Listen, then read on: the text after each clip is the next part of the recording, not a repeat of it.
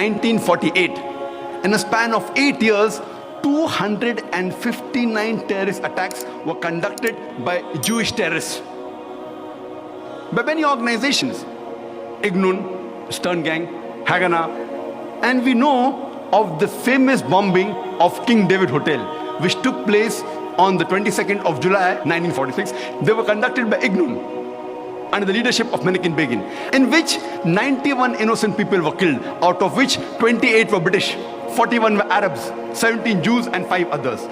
The Ignun group, they dressed up as Arabs to show as though Muslims did the bombing. And the person responsible was Menachem Begin. And it was the biggest terrorist attack against the history of British Mandate, in which 91 people were killed.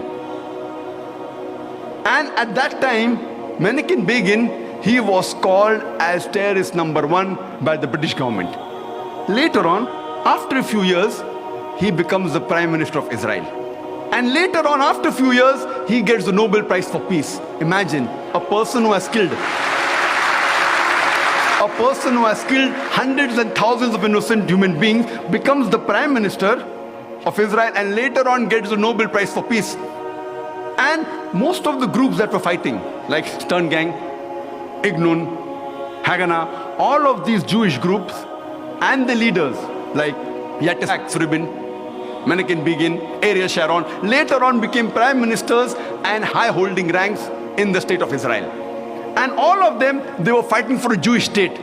If you see the world map, before 1945, Israel did not exist. Israel didn't exist. These Jewish groups, they were called as terrorists by the Britishers. They fought for a Jewish state.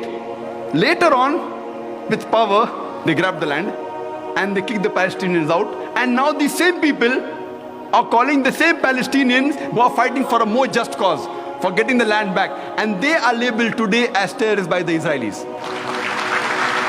Imagine, Hitler incinerated 6 million Jews. He kicks the Jewish community out.